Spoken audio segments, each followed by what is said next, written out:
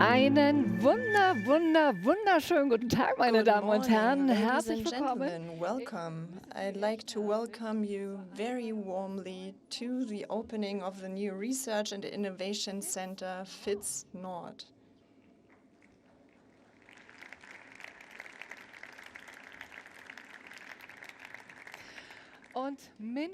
And just as warmly, I'd like to welcome all employees, guests and customers who are following us via the live stream. Thank you that you can, it's great that you can be with us in this way.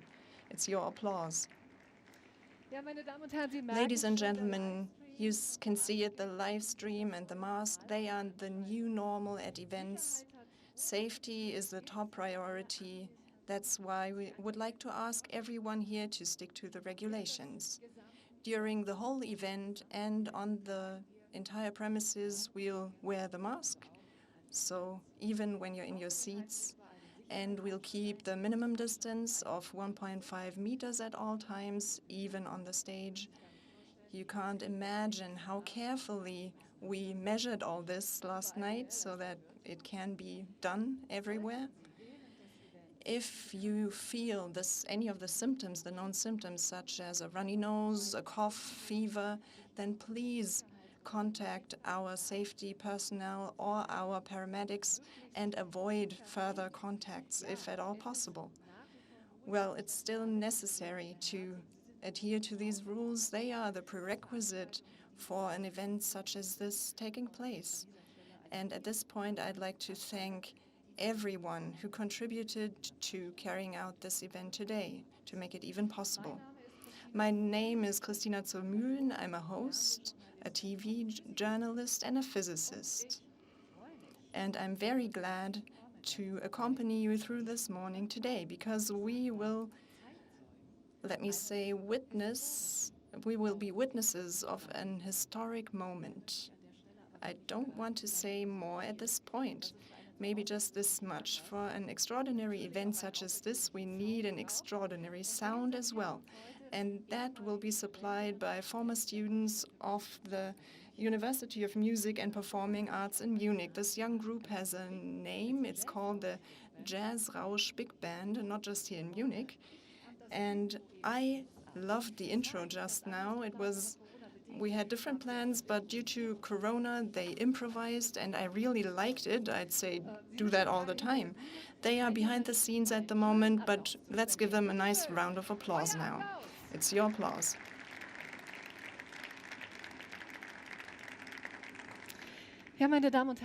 Ladies and gentlemen, we've come together today to celebrate the opening of the FITS Nord, and you saw it in the film just now. The building time was really quick. The laying of the foundation stone was on the 6th of October in 2017. During the past 3 years, I'd like to say a new world has developed if I look at this. An investment into the future for the next generation, and employees, customers, and the company will benefit from this. In what way? I'd like to talk to this with the responsible people. Frank Weber, board member for development and host here in FITS Nord, Ilka Horstmeier, board member for HR and labor director, and we are also very glad that the deputy chairman of the supervisory board of BMW is here today. He's at the same time the Works Council chairman here in Munich, a member of the General and European Works Council. Welcome, Manfred Schoch. I'd like to begin with the host, Mr. Weber. Everyone says that the automotive industry is in a crisis. What does BMW do? Open the FITS North. Why now, at this time, such an investment? Well, I think the simple answer is right now is the right point in time, because the BMW Group stands for investing into the future, and not just in difficult times, maybe especially in difficult times to secure the future. And that's why I'm delighted to open something together with you today which will shape our future. We're highly successful these days in a very competitive field, and what it means for us is always being one step ahead of competition. Approximately 20 years ago, we started to digitalize our vehicles, and I can say with a certain amount of pride that in every BMW developer there's some piece of digital involved, but now we step on the gas, or we pick up speed electrically in the future by investing 400 million euros in order to create a development environment which is unique in the world. The FITS area is exemplary and unique and offers everyone working here a great basis to look into the future. Ms. Horstmeier, so how do the employees benefit from this and the company as well? Mr. Weber just mentioned it. Today is a further milestone in the history of this tech campus FITS. And the history, as you all know, ladies and gentlemen, began in the 80s. In the mid of the 1980s, we started to develop the concept of the FITS stars, the origins of the FITS. And then and now you can only say that we understand that architecture gives the space for innovation, and therefore also for the performance and the innovative power and the success of BMW. And we will continue this today with FITS Future. We could say that it's the symbiosis of people and places which makes the difference for us between performance and high performance. With the opening of FITS Nord, we'll set the next milestone. It's a new chapter, and this new chapter means, first of all, that 5,000 people will work here, will have their new job here. 5,000 people in the most modern working worlds, and in parallel, brainware and hardware will be connected. So we have a great offering for our employees around this. They'll have great food and great healthcare, and the topic of mobility is also at the forefront, of course. The whole thing was created in 150,000 square meters, which we built on, and some of you will miss the Oktoberfest as I do. It's half of the area of the Oktoberfest. And one more important point, Mr. Reiter knows this, FITS Nord is not just a building. It is embedded into a master plan, FITS Future 2050. And Mr. Reiter, at this point, I think you and also the city of Munich, we have to thank you that you've supported us on this way. Thank you very much.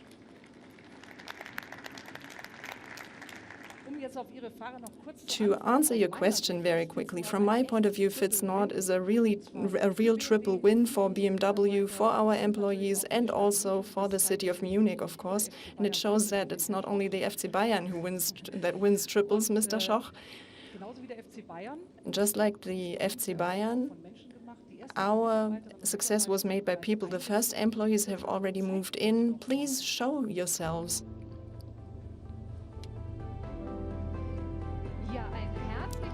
Welcome to all the employees here who have the honor and the joy, of course, to represent all other employees and to be here live. That's your applause. It's great that you are looking down on us, Mr. Schoch. I heard that for 33 years now you've been the chairman here in Munich and a member of the General Council, and we are celebrating the most modern workplace that exists or has ever existed in the BMW Group. Why are you more than happy with it? Well, it's a special day for me to go through such a grand opening, because around the world I don't know any other car manufacturer building such a large development center at this moment. And I think this clearly shows that we believe in the future of the car. And I think it also sends an impulse and a message to the outside world that we want to make clear that we will succeed with the transformation to e-mobility. But in my function as the chairman of the Works Council, let me also say you need such a great building to develop successfully, but you also need a good team. Ms. Horstmeier, and that also brings me to football or soccer. You need a good club.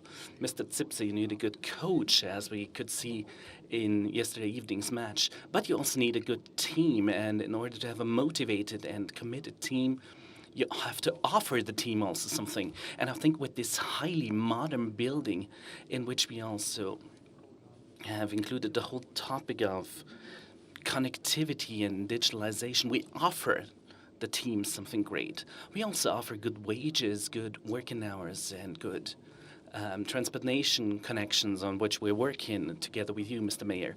And we also offer good structures. And let me just remind you, here at BMW, we don't have a canteen. We have company restaurants, not a canteen. And we have 6 different restaurants. Asian restaurant and Italian restaurant. So you can see we want to do everything we can for our team. And I think with all the framework conditions, we've created one of the most modern workplaces in the automotive industry, and we can be proud of that. I saw your canteen. Oh no, it's a restaurant. I'm sorry. We have a restaurant. That's very important. I remember for next time. Mr. Weber, we talked about the people who develop products. How will the Fitz Nord promote the development of the car? Well, you have to imagine what's being created here is the mobility of tomorrow. And what's being designed and created here will be on the roads in 10 or 20 years. And as you can imagine, it's not a simple question that cannot be answered by one individual person. But what is clear, it needs the whole team, and everyone needs to contribute. And you will see that building and everything that's been created here is aimed at teamwork. So how can we integrate and maximize what the team can bring about in cooperation? And with joy and pleasure, I can say that under this spectacular roof, for the first time, we have the whole drivetrain development under one roof. And we have office areas and laboratories connected here.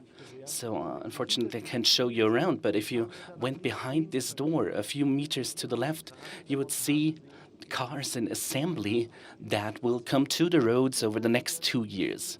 Below you, we have a development landscape that's unique in the world, consisting of 300 labs and test benches, each and every one of them designed individually and fitted with the latest technology available. So that enables all the employees to get future-oriented workplaces, and I'm very confident looking into the future what ideas will bring about with this new building. So people and their ideas, their skills are bundled here. Mr. Schoch, what does this global development network mean for the employees in Germany as a whole? I think at BMW we are a global company. We sell more cars abroad than here in Germany, of course, and therefore this topic of being globally connected is highly important. But let me also say that the focal point of development is here in Munich, and that is good as such. And why is that? Well, I want to say clearly also from the point of view of the Works Council. Here in Germany, we don't have commodities such as oil fields or iron ores or rare earths. And also looking at you, I say, purposefully, the only thing we have is the knowledge and creativity of our employees. And that is our commodity. That's the raw material we thrive on. And I think with this commodity, with the good employees we have here, we've been very successful in the past, and we also want to shape the transformation towards electromobility in a successful way.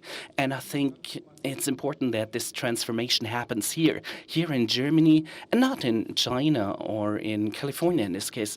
And I also want to say that it is highly important that we seize the skills of our associates and implement all that is necessary here. A network is good, but it's important that we use this hub of knowledge here in Munich, and we can be proud of it.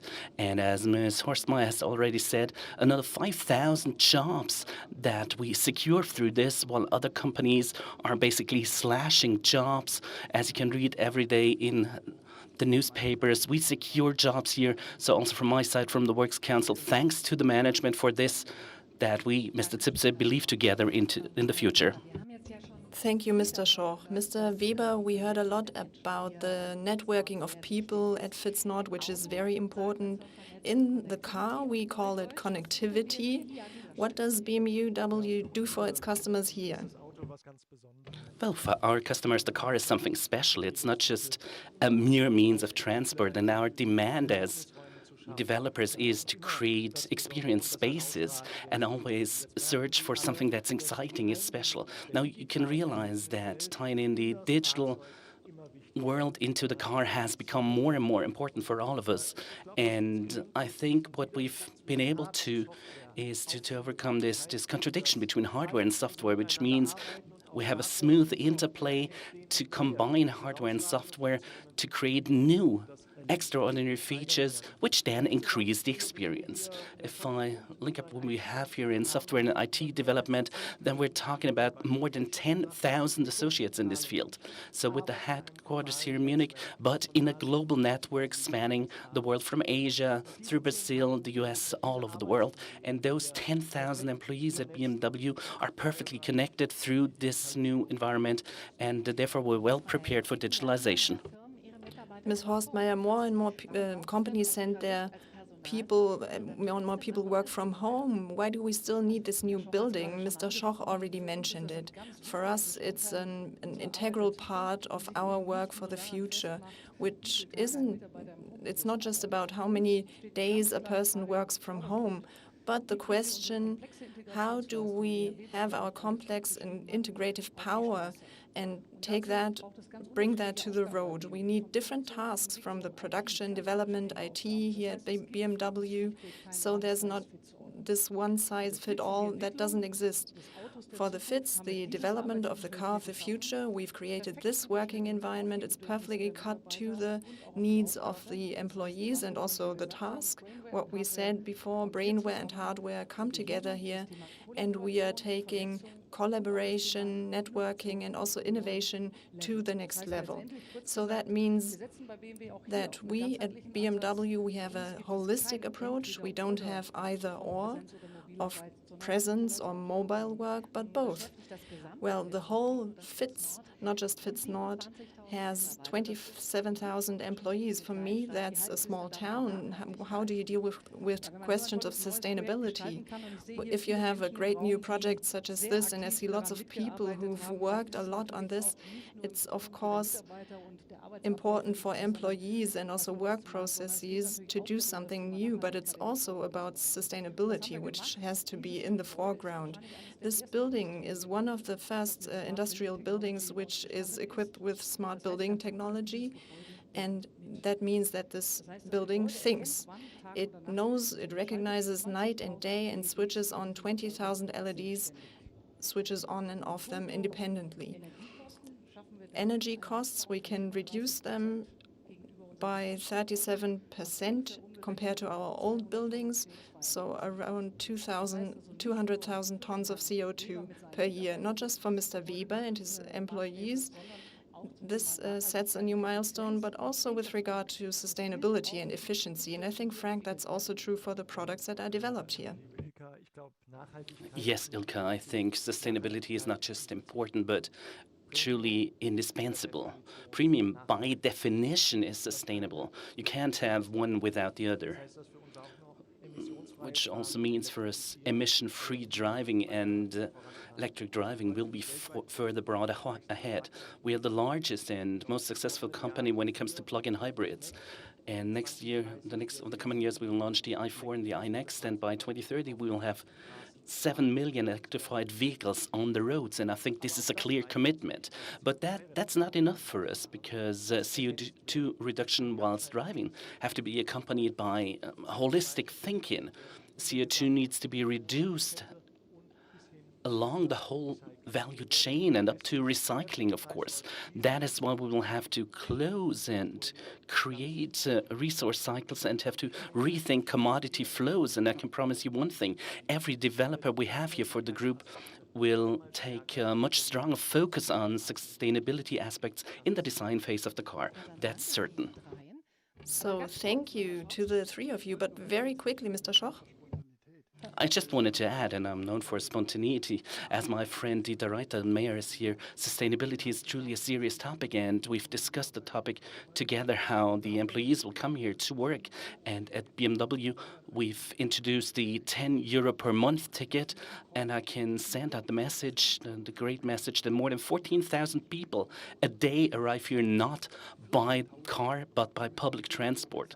14,000 who have to pay 10 euros per month, and Dieter Reiter has a free day for his employees, but then 10 euros is great. So thank you to the three of you, Ilka Horstmeier, Frank Weber, and Manfred Schoch. Please take your seats and keep your distance. And remember your masks.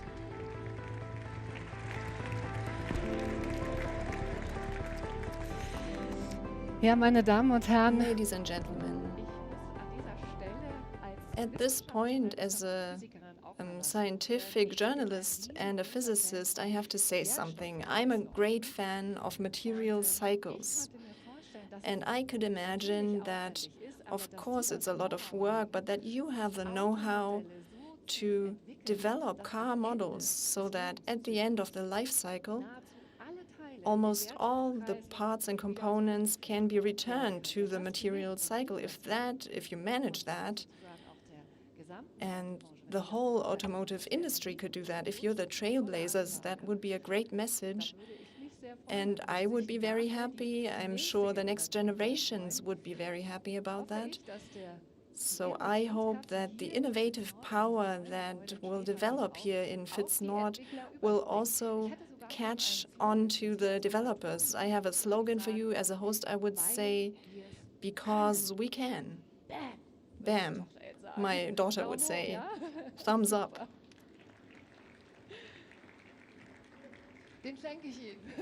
I'll give that to you as a present.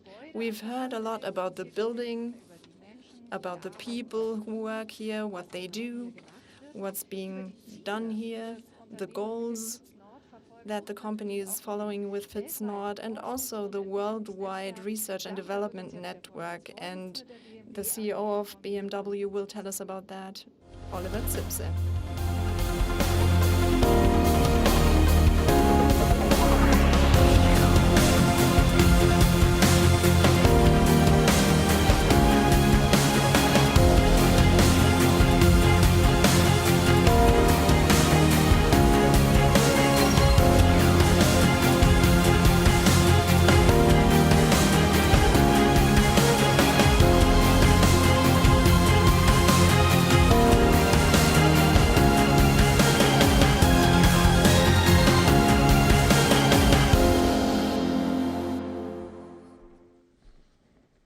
Mega, Giga, Mega, einzigartig. Giga, unique. Those are the superlatives, ladies and gentlemen, that we hear quite often these days, especially when talking about construction projects. And how Fitz Nord fits right into one of these categories. It is one of the largest projects of this decade here at BMW. And I would like to thank everyone who's helped in realizing this project on time and finalizing the construction on time. Thanks to all of you.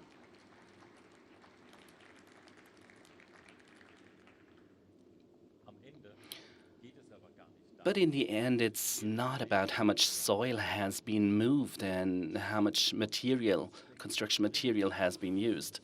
The decisive point is what's in the Fitz Nord. Data streams, connectivity, artificial intelligence, human intelligence, speed and cooperation. All of that is invisible at first glance, but still with this, we're opening up the next big chapter of the future of BMW. And therefore, I first want to welcome all of you following us on the live stream. And I also want to welcome the 27,000 employees of Fitz who will get their new professional home here at Fitz. Good morning and welcome to you all.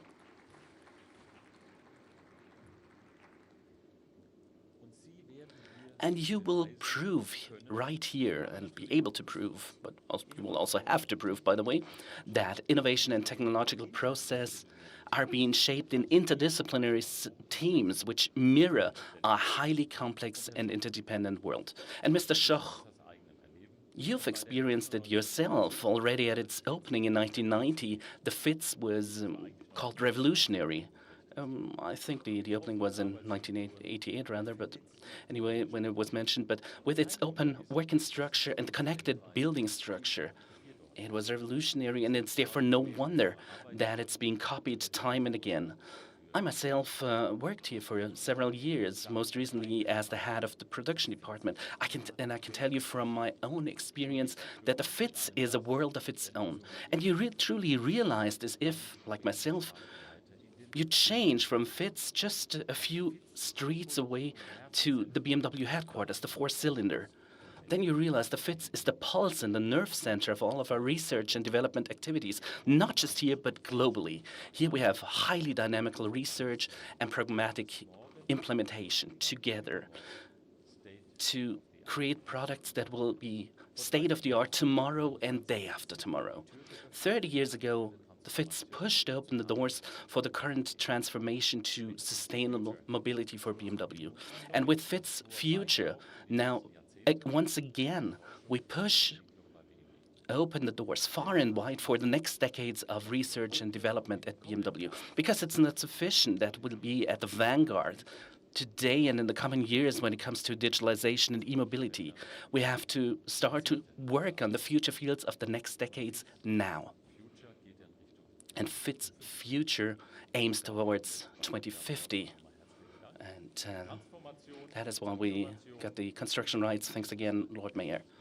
Transformation through innovation, that is how we continue our success story. BMW is a high-tech company for digitalized mobility, which is being developed in a sustainable circular economy, as we've just heard. And for that, in the next few years, we will invest €1 billion into the project FITS Future here at our Munich site. This equals approximately the investment for a new vehicle plant or a completely new series. We focus on research and development, and we invest targetedly into high-tech workplaces and future technologies, because those will carry our business model in the very long run. And that is exactly what you ask to get from the economy and politics, dear Raymond. Great to have you. To cast the entrepreneurial view far into the future, to focus on future relevant key technologies, and to perform a sustainable innovation offensive to counter the COVID-19 crisis. Your advice is important to us, and we will not disappoint your expectations. The Fraunhofer Society is the globally leading organization for applied research and a very important catalyst for innovative developments and excellence. We've known each other and value each other for quite some time. I myself am a member of the Senate of the Fraunhofer Society. But above all, BMW and Fraunhofer are linked by a very close research cooperation. One example are our technology days, which we've performed for some years together. And our projects reach from topics such as cybersecurity and car electronics, over autonomous driving, the safety of high-voltage batteries, and the broad application of AI up to quantum computing. And it therefore gives us really great pleasure that you've come today as our guest and our keynote speaker. So welcome to you.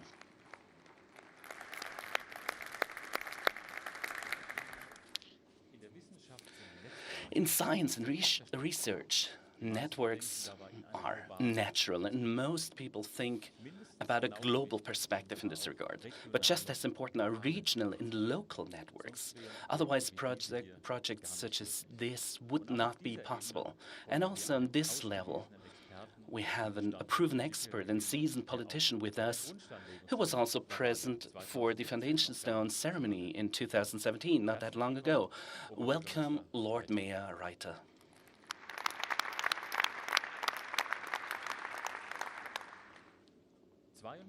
42,000 people 42,000 people work here in Munich for BMW. Half of them commutes each and every day to their working place from the surrounding areas to Munich. All of them depend on a functioning traffic infrastructure. The same holds true for logistics and the delivery traffic for our Munich plant, one of the very few plants which are still within the city limits.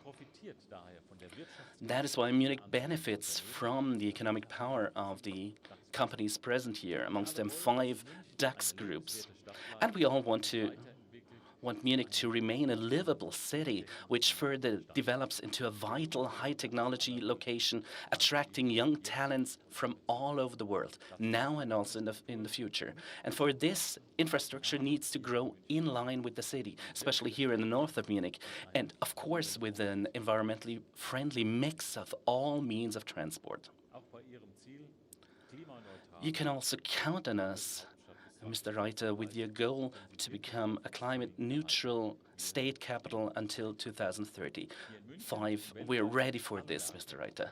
Here in Munich and around the world, all plants and administration buildings of the BMW Group will be CO2 neutral from 2021 onwards. And next year, then, the whole world will be watching and looking at Munich with the new IAA, the new Munich Motor Show happening here in Munich.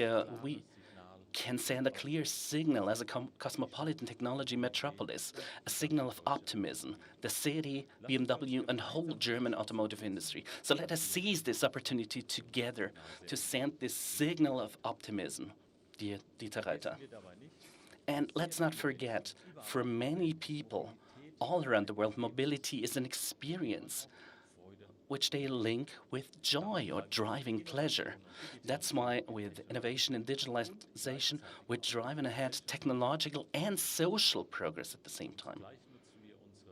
And we're also using our R&D competence from the FITs for sustainability. Let me just give you one small example. With self-learning algorithms, we optimize the whole energy management in a car, which reduces drive-related CO2 emissions. And for BMWs, it is therefore absolutely clear that we will reach for the year 2020 and also the following year, 2021, the CO2 fleet targets of the European Union. We can commit to this today. Why is that? Well, we've prepared for this. With our intelligent vehicle architectures, we have the right setup for the global differences in demand after cars. And also, over the long term, we're right on track to reach the goals of the Paris Climate Agreement. We continue down a continuous and verifiable path towards 2030 as a first step. We go ahead in our industry with this, with our radical approach for comprehensive sustainability. Frank Weber, our new head of the development department, had told you what this is about. Along the whole value chain, we will reduce CO2 emissions per car by at least a third up to the year 2030. So CO2 emissions in the delivery chain will be reduced by 20% specifically, in spite of an increase due to the ramp-up of e-mobility. When it comes to production, we will reduce CO2 emissions by 80% per car, and already 2021, our production sites and administration sites will become CO2 neutral through compensation measures. And in the service life, we will reduce CO2 emissions by 40%. All of that shows that we make all of our value creation sustainable in a holistic and end-to-end way. Our goal is a circular or recycling economy. Moreover, we digitalize the whole company. With effect from the 1st of October, we create new cross-divisional functions. One example is the new digital structure, digital car, some kind of super process chain, fully integrated in our processes, not a spin-off in any way. Already today, BMW has become a data-driven company, and the FITS is our digital heart. And with the FITS Nord, it grows into one of the largest R&D sites of all of Europe. Our network of tech offices reaches from the west coast of the United States up to East Asia, to Beijing, Shanghai, and Tokyo in Japan. And our FITS Nord connects all these tech offices as a digital hub for R&D, like the hub of a neural network. And what's special about this, we have all vehicle features of the overall car closely integrated here. In our cars, you have so many technologies combined more than in any other industry, especially when it comes to the software in the car. I can still remember a sentence of my professor in computer sciences in the US who said, "Garbage in, garbage out." It's as simple as that. But you could also word it like that. The quality of programming will decide about the quality of the product that we get later on. So the future belongs to the digital car. The car, even today, is the biggest data carrier by far, a high-performance computer on wheels. This is not some kind of science fiction, but it's state-of-the-art here at BMW, and therefore BMW has turned into one of the largest IT employers in Germany and Europe. Until 2025, BMW, as announced, will invest 30 billion euros into research and development. And by the way, our industry overall invests more into R&D than any other industry in Germany, but also in Europe. So more than 1/3 of all spent in this in R&D is due to the German manufacturers. So neither the industry nor the medium-sized companies in Germany have to shy away from global competition when it comes to research, development, and digitalization. And it's important for me to underline this once again today. Our most important resource, and you, Mr. Schoch, talked about this, in Germany and Europe, are the people and their expertise. And we should strongly invest into them by, for example, finally spending 3% of economic output for research and development within the EU. Other regions in the world have done this for long. Large and small companies will also benefit from an education policy which early on teaches students to handle digital media and provides them with skills in programming and high-tech technologies. Ladies and gentlemen, the Fraunhofer Society supports and demands applied research. It takes a central role in this, in the German and international innovative process. You, dear Raymond, as the president of the Fraunhofer Society, you also give advice to the federal government, and we're all interested in where do you see the value creation potentials of technological future fields? How can we even better tap them? And above all, are we on the right way with our BMW Tech Campus when it comes to this? So we're all looking forward to your remarks. And to all of you, thank you very much for your kind attention. Professor Neugebauer, the floor is yours. Ja, meine Damen und Herren, Sie Ladies haben and den gentlemen, you heard the Vorstandsvorsitzenden CEO. gehört. Oliver Zipse would like to make BMW sustainable, a company for digitization, digitized mobility, and a sustainable circular economy. I think this message, then our next stage guest will like this. A representative of application-oriented research, the president of Fraunhofer Gesellschaft. He's not only among our guests, but also up on the stage. Welcome, Professor Raymond Neugebauer.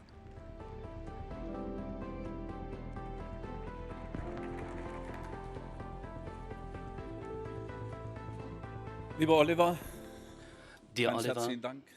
thank you very much for your personal words about the Fraunhofer Society and myself.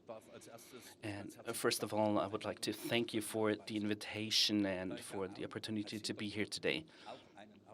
So, from my background, I'm also an automotive person, and that's why I've liked to come here. Dear Mr. Reiter, dear Mr. Schoch, dear Ms. Horstmeyer, Mr. Weber, ladies and gentlemen. Mr. Zipse has mentioned it already himself. He asked me to point out or give you a few remarks from the point of view of someone who heads a research institution in different fields, from material sciences through medicine, IT technology, communication technology, and a lot of that is then combined in cars up to production technologies. So what should we look at with our economy as a whole, to which the car is embedded and plays a key role for in many industries? And what does Europe and Germany have to look at in the future? And I've gladly followed suit to this wish.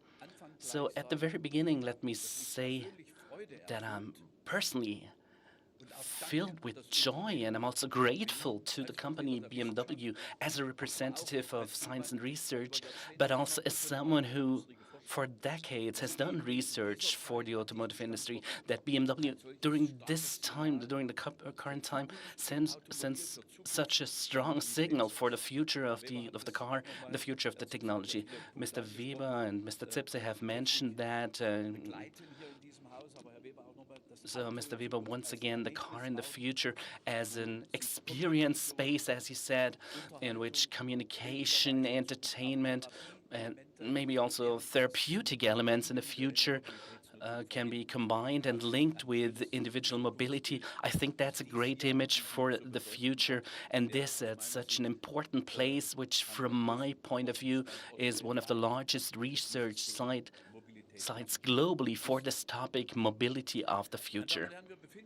So, ladies and gentlemen, currently we are in a multiple crisis mode, if you wish. We have three crises. We have the climate crisis, with which we've had to struggle for quite some time now. Then through COVID-19, we've developed a health crisis, which in itself then triggered an economic crisis. And wherever a society has to redefine itself and wants to redefine itself, there will be changes, and there have to be changes which, if they are to be future-oriented, will always have to be combined with innovative and value-oriented value creation. The European Union in its current size is, with a GDP, gross domestic product, of around 13.9 trillion euros, is the second largest economic area of the world, following the US with 18 and ahead of China with 12 trillion euros. These are the figures of 2019, and before Brexit, we used to be the largest economic area in the world. So through this, Europe is a global center of value-oriented value creation with international division of labor. Mr. Zipse mentioned how important the international division of labor is for us. And our large strength here is the inventiveness of the people and our potential, as you mentioned, Mr. Schoch. This is our potential. This is what shapes us, makes us stand out. Solutions and innovations developed here don't just create wealth, but they also reinforce global value chains.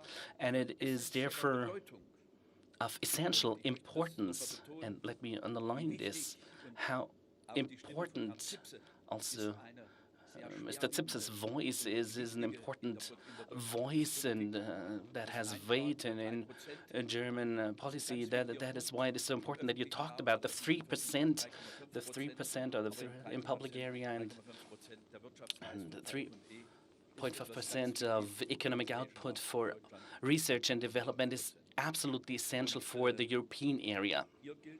And therefore, we need to counter the current trends with funding cuts in the EU budget for R&D. We need to really decisively counter that.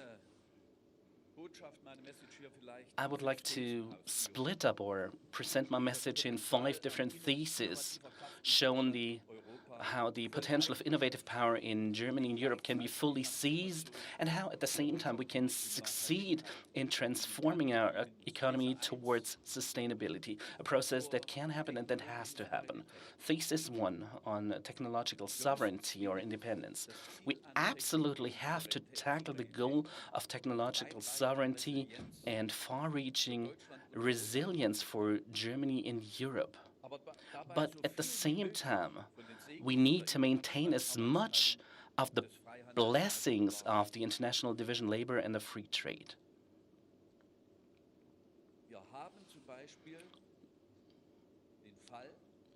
For example, we have the case that in the Federal Republic of Germany, we purchase security-relevant systems which we don't manufacture any longer, but which we could do, and where we lack the ability to assess the technological viability, we buy the second or third last best. I don't want to go into details here because it's security-relevant technology, but that brings me back to the fact that this kind of sovereignty is important for the determined development of decisive innovations and therefore for independent economic and political actions.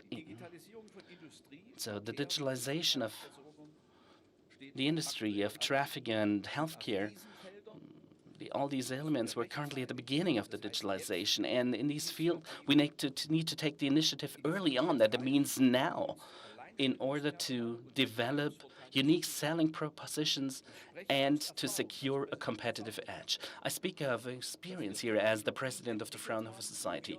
We've developed technologies in the past where we were far ahead of others, but which we then didn't implement in our country, and that must not happen again.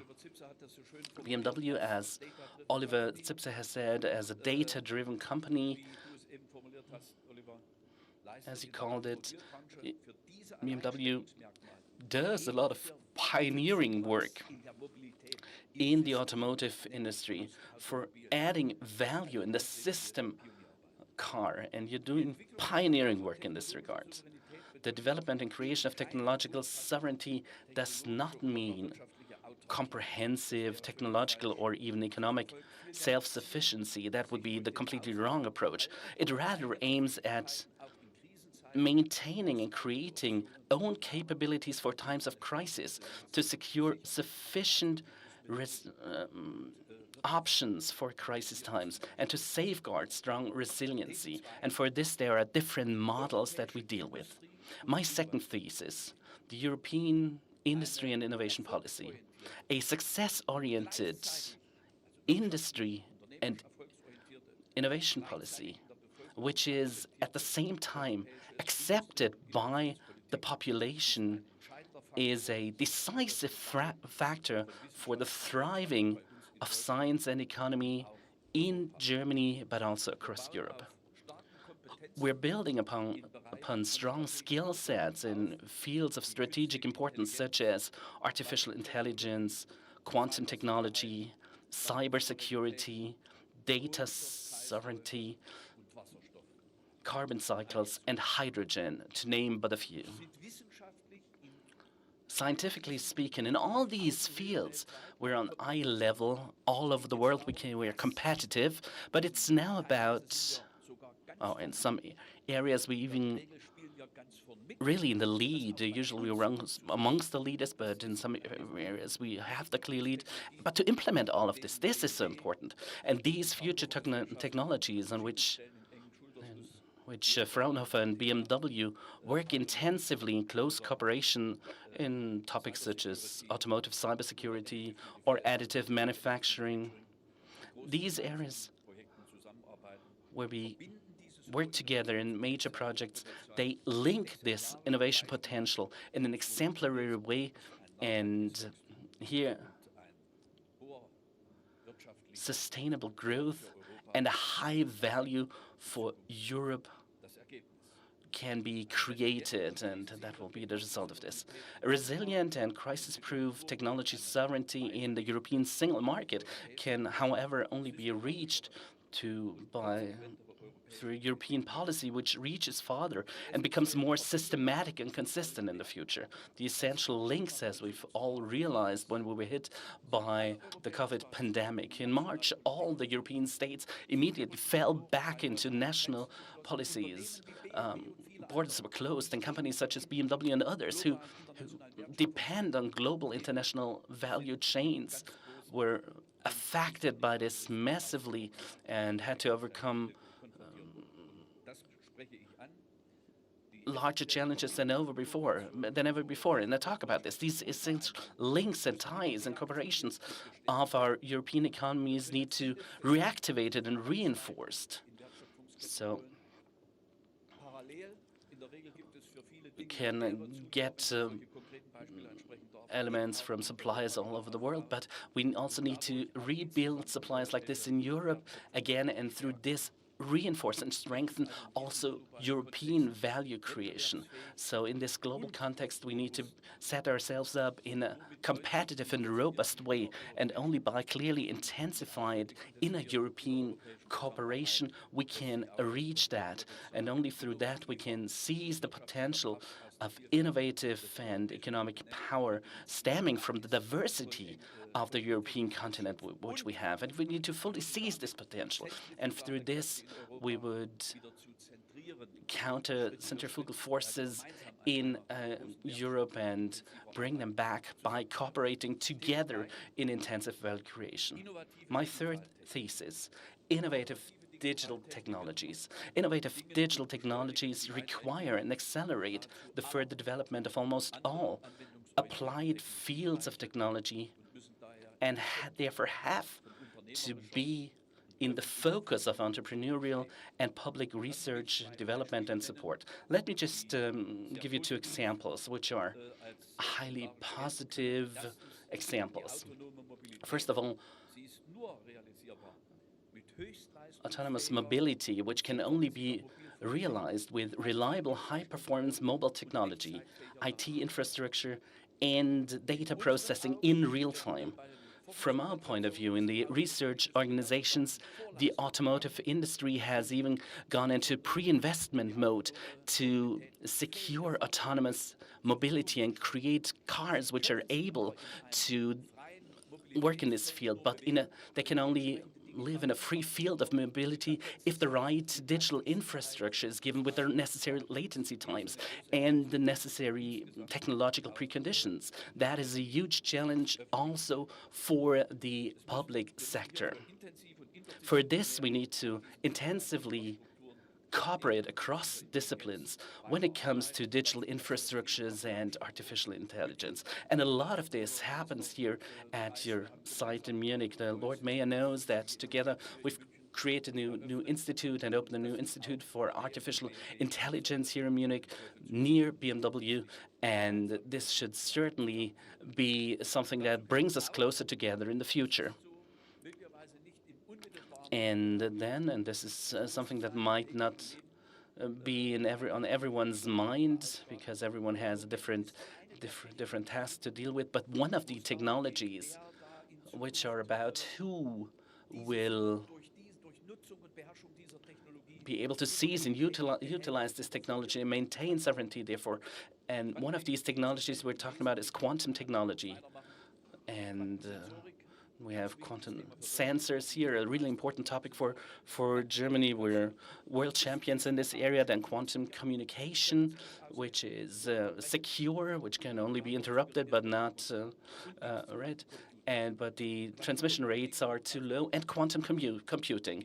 In quantum computing, we deal with the shortening of computing times and the increase of capacities of models that can be calculated that will be dramatically changed into the future. That also has to do with economic and security questions. Computers like these can be used for rockets, for example, hit towards an airplane. Those who can calculate the faster can secure their planes better. It can be used for forecasts of international financial crisis, for example. And you know, sometimes minutes are decisive on international exchanges and stock exchanges, and these are decisive technologies. And at this point, I would like to thank Oliver Zipse personally. I was tasked by the Federal Chancellor to set up a group of managers from top companies, scientific organizations, and others who are to answer the question whether this technology was relevant for Germany and Europe from a political, economic point of view, also from a security point of view, and whether it could also turn into business or whether it's just security relevant. And Mr. Zipse supported that intensively, and also together with other DAX groups, with other heads of DAX groups, pushed us ahead and supported us to enter into this field in Germany, and we will have the first meeting in October on the highest level, and I'm glad about this. Oliver, thank you very much for that, because there's always a yes, but, and here the yes won, but not the but. And Munich, Mr. Reiter, will play a decisive role in this in the future in this topic of quantum communication. The second example I would like to mention when it comes to innovative digital technologies is the topic of data sovereignty.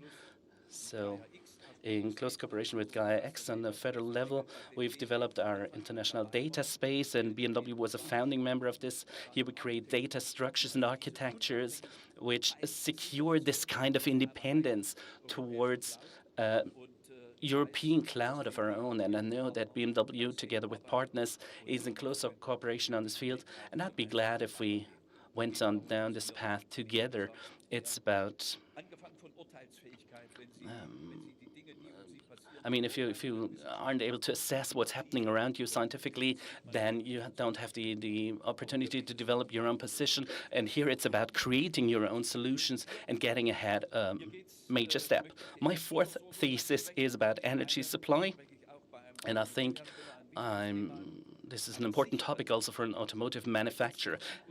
A safe, efficient, and environmentally friendly energy supply that is also generally accepted, that has a substantial role in a technology-oriented society such as ours. Our energy policy has to secure our future, but must not impede our competition. On the path towards a climate-neutral energy system up to 2050, as mentioned as a goal in the European Green Deal of the end of the last year, hydrogen will make an important contribution as a link between sustainably produced electricity and energy-consuming industries like transport, industry, and buildings. So here, hydrogen will play an important role, as said, as a link. Wherever energy services cannot be electrified, sustainably produced hydrogen from water electrolysis will be of major importance. That holds true for parts of air, ship, and heavy-duty traffic, just as for industries, for the production of steel, for example, of synthetics in chemistry, and of fuels adding carbon from CO2. All these components can also be found to a high degree in the system, in the automotive system, and will therefore have a major impact on the design, the creation, and also the operation of future mobility systems. Water electrolyzers will turn into a decisive industrial politic component and therefore into a new mass market. On the one hand, to produce shares of the hydrogen needed in the different sectors, but on the other hand, also a system supporting flexibility options in the German and European power grid for frequency and voltage regulation. Those who deal with this in detail are familiar with the issues here. The Fraunhofer Hydrogen Network, which was founded 1 year ago, seizes this industrial political opportunity, and we aim at actively shaping a hydrogen economy in Germany from the material development up to the modeling of overall systems. We want to actively shape this, and we also need new materials for handling hydrogen. And that also includes the mass production of the necessary components for electrolyzers and fuel cells. We've started a large initiative on the federal level, and also, dear Mr. Reiter, Lord Mayor, Munich plays an important role in this as well. Also at BMW, dear Oliver, I know that the topic of hydrogen as an energy source in connection with fuel cell technology is being dealt with proactively, and here I see large opportunities that, just as in the past, will be able once again to create disruptive solutions. You don't create them every day. You have to do continuous development as well. But here we have the potential for disruptive solutions for individual mobility of the future. And this leads me to my fifth and last thesis. Ladies and gentlemen, new qualitative growth. The pandemic offers a historic opportunity to trigger a transformation of the economy towards a growth of values in system. And hardly any other company is as predestined for this as BMW, with a high product value even today. So growth of values in the future that can be triggered. The pandemic has not just put into question established and trusted ways of planning and of management, but it's also created options to tackle useful developments now in a time where we have to deal with changes anyway. And now is the time to do this courageously and in a targeted way. And for that, the sustainability goals for Germany and the world are more important than ever and need to be followed with great commitment. And that was an excellent start to this today. And what you mentioned, Oliver Zipse, before, you mentioned that for 2021, the BMW production is to be CO2 neutral, and from my point of view, that is a great example and an essential contribution in this. Courageous future investments on the national and European level, as the federal government mentions in the stimulus package, and we have discussions each and every day whether this is right or not. But if you bear responsibility as you in the company, you have to take decisions, and sometimes you have to step ahead and then continue to decide. And I think the supporting framework conditions have been picked correctly, and now we need to make sure that everything will be implemented the way it's been planned, so that we will come out of this crisis strengthened for the future, and I'm highly optimistic in this regard. New growth is, and that will bring me to the end of this chapter, new growth is qualitatively a growth of values and is oriented on central values of the society. New growth creates added value for today's and for future generations, and is at the same time socially, economically, and ecologically sustainable. And coming back to the presentations of the three board members, I think such a future is in good hands for you at BMW, so that I can sum up May in this place, the spirit of the BMW employees, the strategically far-sighted and powerful leadership of the board of management, and the proven entrepreneurial and ethic guidelines of BMW. May they creatively promote this new growth of values. So all the best to you, and enjoy the rest of the day. So I'm sorry I have to leave immediately after that, but thank you very much for your kind attention.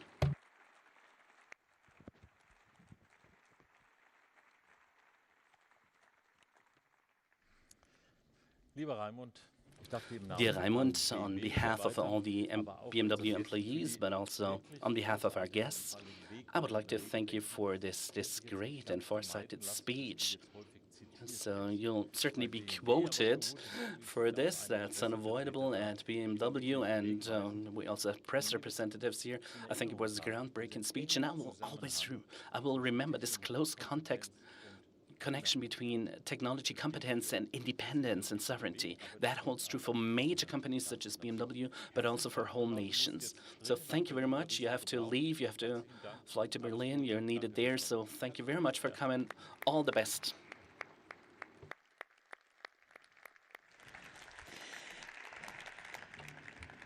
Ja, lieber Herr Professor Neugebauer, we know that it's the usual thing for you. You're always on a tight schedule, and that's why we appreciate it very much that you came here today, despite your full calendar. Professor Raymond Neugebauer, thank you very much.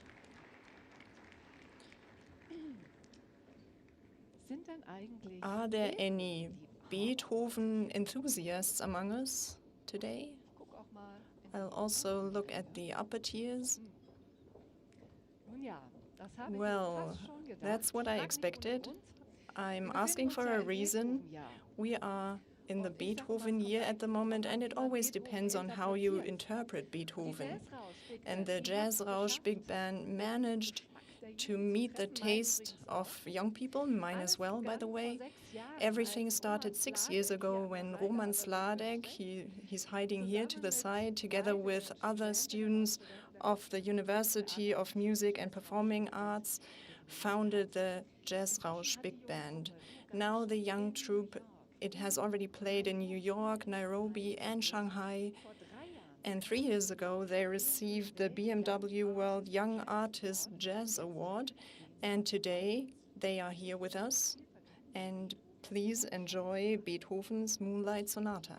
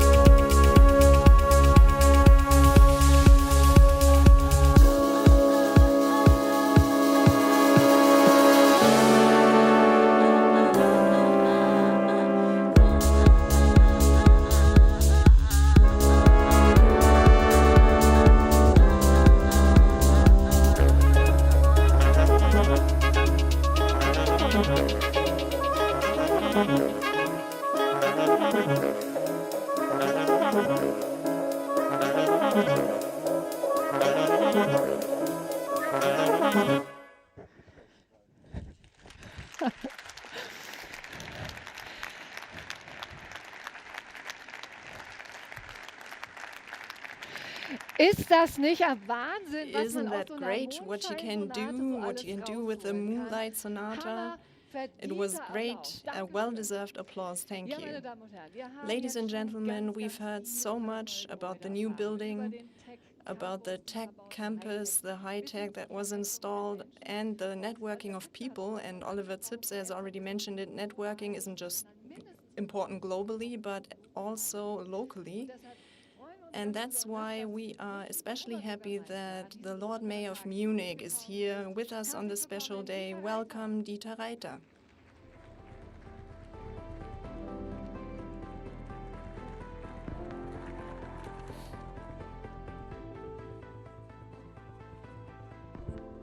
Lieber Herr Zipse, Dear Mr. bei mir steht Zipse, jetzt noch der Herr Professor Neugebauer drauf. so I still have Professor Neugebauer on my speech here. Dear Ms. Horstmeier, Mr. Weber, Manfred Schoch, ladies and gentlemen, and above all, dear employees of the BMW Group.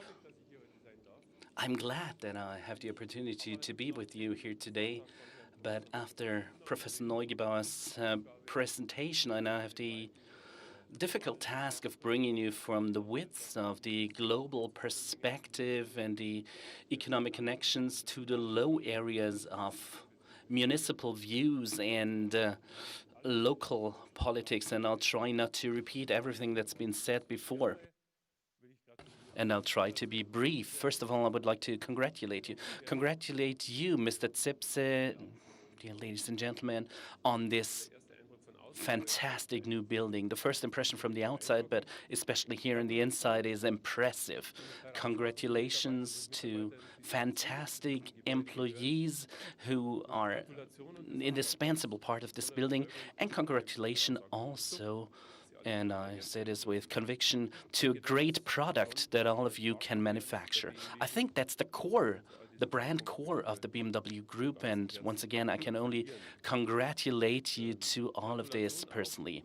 Congratulations also because BMW, at least in my job when I'm traveling around, and not in Munich, but nationally or internationally, is one of the three terms that you hear every time when you're being presented as the Lord Mayor of Munich. I mean, 99%. If I ask you, you would be right if I asked you what these three terms are. It is BMW, it is the sports club that's been mentioned before, FC Bayern, and it's what doesn't happen this year, the Oktoberfest. To the everyone's sad about this, but that's the way it is. But I think for you, it's certainly not a disadvantage to be mentioned amongst these three terms, under those three elements that really carry the reputation of Munich. That's certainly no disadvantage. And I'm glad that I would want to thank you that I can be here with you again, because Mr. Zipse, as you mentioned, it wasn't that long ago that we had the groundbreaking ceremony. And looking at the calendar, I realized I was there at the same time. But looking at the calendar, I realized that we had 3 years between those two dates, and this is a benchmark I would like to see also in public building, and we're working desperately towards that. It's not the only event I've been able to experience during my term in office, which was not that long. I can also remember the 100 years of BMW celebration, so in those few years I've already seen some impressive moments and experienced some impressive celebrations here. This building, as Manfred Schoch said, and you, Mr. Zipse, will be the engine for innovative and great ideas, I think. I've considered whether we shouldn't have one or the other meeting of the city council in these rooms there, but probably we can't afford the rent. But maybe this might be a win-win investment for the company if the city council was able to meet here every once in a while to bring across good and innovative ideas, which of course we also do get in the city hall, but certainly not in this speed and to this extent. So I can only say, I think what you're presenting today, not just this building and the valued ladies and gentlemen that I can see up there, but what the BMW Group does all over the world, especially in times of crisis, as also described by Professor Neugebauer. This is of elementary importance for us in Munich, but also for the German and the global economy in the end. If at a time like now you invest millions and millions, or even $1 billion, and here in Munich, I can only thank you for that. And I think it sends the right signal in the times of crisis. We need to invest. We mustn't shy away from investment. And we will also have to do this as the city of Munich, even though there are voices that speak against indebtedness. Based on the fact that for years we tried to get a black zero. So we will have to take more loans than I would like to. But I'm deeply convinced if we don't invest as the public sector, if large international companies don't invest, then we've already lost in the crisis. And we certainly don't want that. And it's not only BMW that I want to thank here. There are also many suppliers behind that, many other companies which together formed this, and companies which also depend on you, that also have thousands of employees in the city. And I also want to thank you for that once again, that during this time of this health crisis, which no one knows how long this will last, that you create thousands of jobs is impressive, and I also want to thank you for that. That's also important for the city of Munich, and this will also become important during and after the crisis, that we can offer many high-quality jobs. it's not that easy. We don't know what the situation will be like in Munich after the crisis, but we know that good jobs and good workplaces in the case of BMW means truly good jobs, that they remain important. And I agree with my longstanding friend Manfred Schoch that the BMW Group offers good jobs, and it's not just good payment, but it's a fantastic environment. It's also the fact that you have employee restaurants and canteens. We're glad that we have a canteen. The BMW Group has 6 different associate restaurants for the FITs.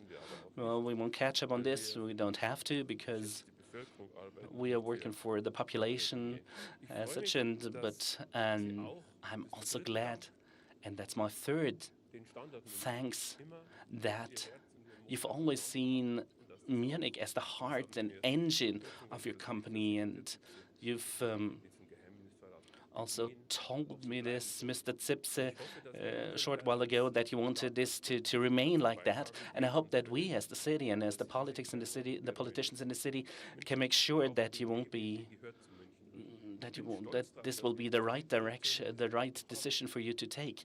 Munich belongs to BMW and the other way around.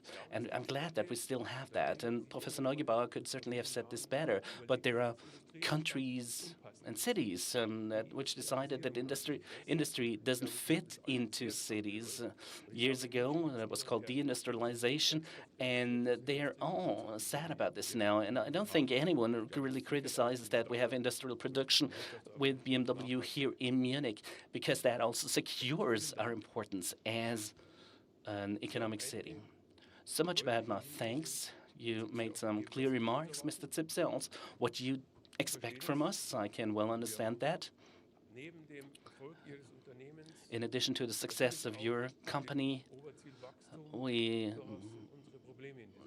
do have difficulties with the goal of growth in the city, which starts with many thousands of new jobs that lead to the fact that people also have to live somewhere, you know. That's a topic I have to deal with on a daily basis, and where I'm sometimes would hope for more support, not explicitly from BMW, but from trade and commerce and the industry in general.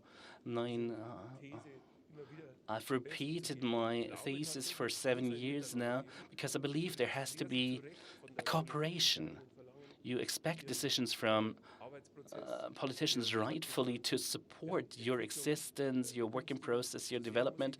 But at the same time, I also have to underline, and we've talked about this, discussed this intensively, so I would also wish that a little bit more would be put into the idea where those 15, 20,000 new employees will live in the city, not to compete with each other. And another topic that is much closer to your company is, of course, mobility in this town. And I think that is a topic that drives each and every inhabitant of Munich. I arrived here by car, your brand, and have realized, well, sometimes it's a long way from the city hall to come out here. And with 18,000 construction sites at the moment, we contribute to that. But those 18,000 construction sites also contribute to what you need. Fast internet that Mr. Neugebauer was talking about, heat, air conditioning, on what have you not. And unfortunately, those innovations aren't possible without construction sites. And I have to explain this to the people in Munich time and again, because they think we only do this to anger the car drivers. At least for myself, I can say, no, that's not the purpose. For me, it's about keeping the site innovative enough to offer a home for BMW also in the future, which enables sustainable development for you. And I also want to make a clear commitment also in view of the current discussion. I think that's important. I think that the car definitely has a future. I don't think, and I really can't imagine a future without the car, which doesn't mean that I have to see cars everywhere in town. So if we're talking about the city center, for example, I can well imagine a city center without cars, which does not mean that I'm opposed to cars in general. Quite to the contrary. There's not just the center of Munich, there are the surroundings of Munich and the periphery. And I'm certain that people will continue to like individual mobility. That's one part, and I know that I have a great partner with BMW in this, not just in the initiatives that we've worked on for years together. And sometimes it takes a little bit long from the idea to realization. It's a little bit longer than the building of this house, and I think we want to speed these processes up anyway. But above all, for me, it's about knowing you at my side when we talk about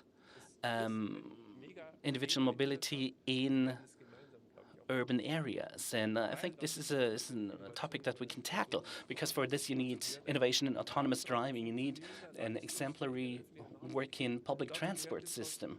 We need what you talked about, Manfred, that not all the people will have to drive by car, even if they work for an automotive group, that a huge number of people come by public transport or even by bicycle. Riding a bicycle is also part of mobility, definitely an important one. But that's not a contradiction, ladies and gentlemen. I'm angered by this discussion whenever it's perceived in a way that these mobility forms don't fit to each other. We need a common mobility concept for a city such as Munich, but also for a country if you want to have a future-oriented setup. The car belongs to that in an innovative and sustainable, even more sustainable form in the future. And I'm certain that BMW will work towards that. And then we need the interplay with public transport and other means of transport, such as bicycles. And I'm certain that we can and will have to make this symbiosis do of the three forms of mobility. And I'm certain that we can shape this for the future. And I know with BMW, whether we talk about sharing mobility or what it may be, we have a good partner at our side, and I'm glad about this. So from my point of view, I would like to give you one last remark. I know that we have to do our homework. The concept for transport and traffic in the north of Munich, that's something that's been missed not just by you, but by many people, especially here in the north of Munich. And I don't want to live with the fact that we had plans which were far-reaching, which then, due to change in political conditions, had to be stopped. I think it's a task for every politician in Munich to develop a concept here, not just for the BMW group, but for the people who live in the north of Munich, because they are desperately waiting for a concept on how to tackle transport and traffic here in the north of Munich. And that's why I've asked the planning department and other departments just last week that by the end of the first quarter 2021, they are to present such a concept. And we will, of course, get in discussion with all the partners how one or the other might be familiar with the coalition agreement we've closed in the City Hall, how in spite of these conditions, we will still come to a concept that's viable for you, but also for the population as a whole.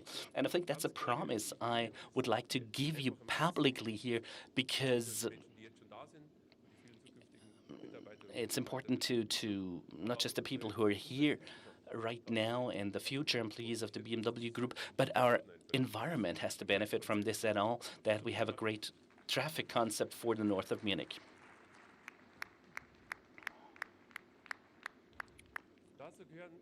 And part of these might be some crazy ideas that we need to discuss, like a cable car or so, but that won't be the backbone of future mobility. I mean, we can talk about many things, we can try certain elements, but we need to tackle that. We need to tackle this before the next term of office has come to an end and nothing has happened. I think that's a task for politics, and I want to seize this up. So to all of you, I wish that you will be able to generate great, creative, and good ideas here, and that we can develop Munich and your company together in a way that the symbiosis between car and the livable city will remain for the future. Thank you very much.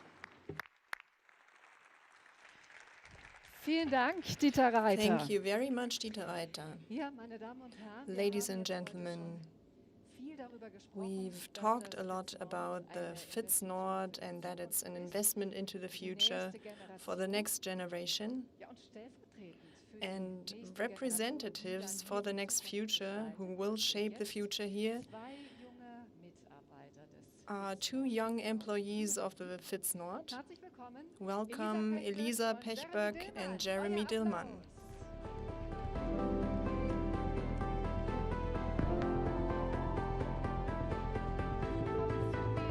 Please come up on the stage.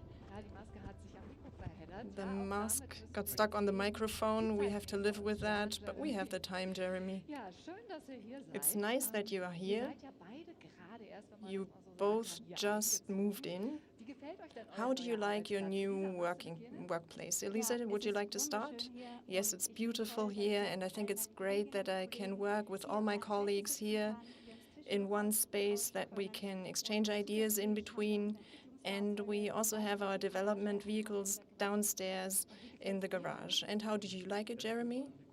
Yes, I can feel I like the short distances. All my colleagues, I can see them basically, and the rest is one stairs up or one stairs down. And I think it's beautiful.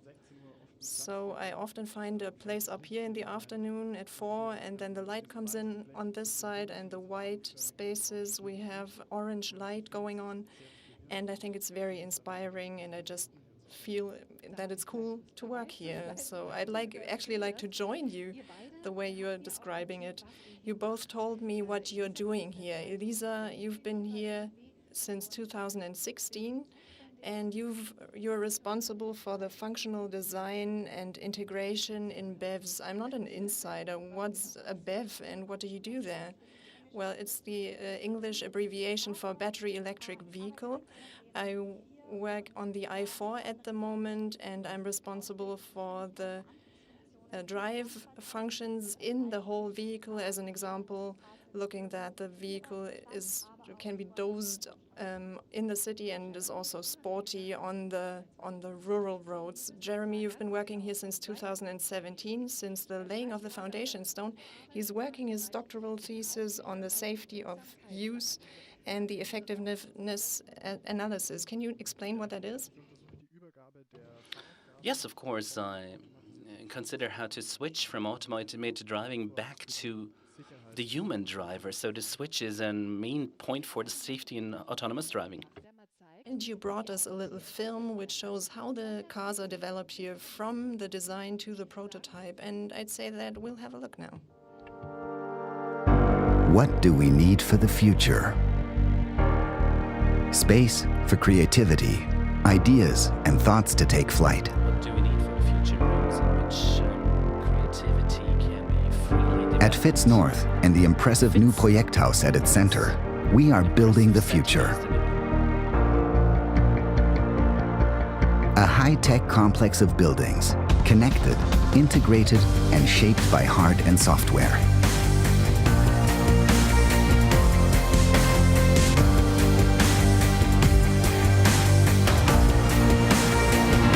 In these buildings, you'll meet spirited, passionate people with a special inspiration for mobility. The perfect place for new approaches in R&D. Approaches that deliver solutions to present and future questions of personal mobility. Cross-functional, highly connected. That's how innovative solutions come about. Thought through from sketch to prototype. Fitz Nord, the contemporary home of development, the groundbreaking mobility that sets standards.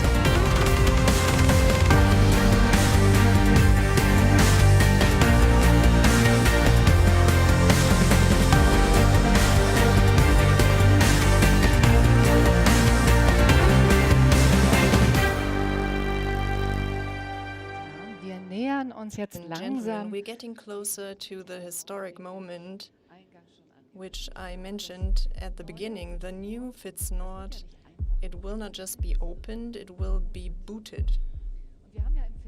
And in the film we saw some things. What will happen now, Elisa? We'll have the iNext here on the test stand, and when the test stand starts, the FIT-Snort will be booted and lots of data will be created. Data form the basis for our work here. With data, we can create new products, especially software products, and with the data, we can then much better tailor those products to the customers. And with all this data, the development process becomes much more efficient and fun. When I listen to you, I can imagine that both Mr. Reiter and Mr. Zipse would enjoy being up here on the stage with us during this extraordinary moment. Would you like to come up? And we'll take a big step back so that we can keep the safety distance.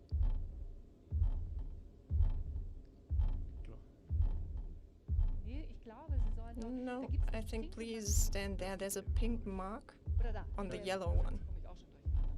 I'm getting it mixed up with the colors. Wonderful. Everybody knows what will happen now. The FIT-Snort will be booted. And what we need for that, we need a digital key. Here it comes. And now we'll get our prototype into position.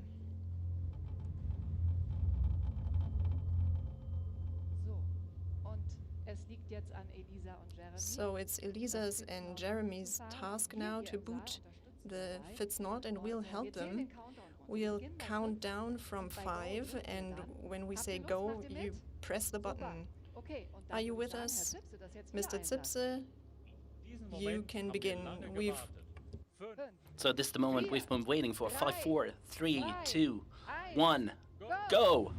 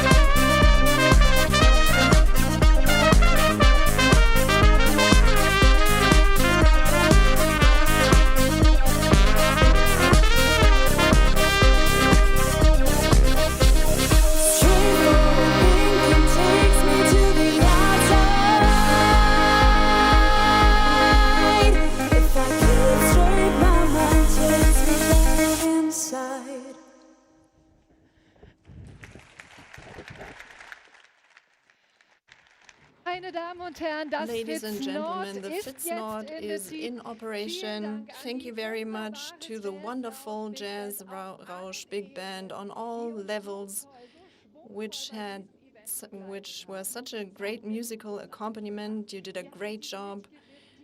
Everybody was moving, and it was just wonderful. Thank you also to everybody who contributed today to today's event and everybody who's hungry.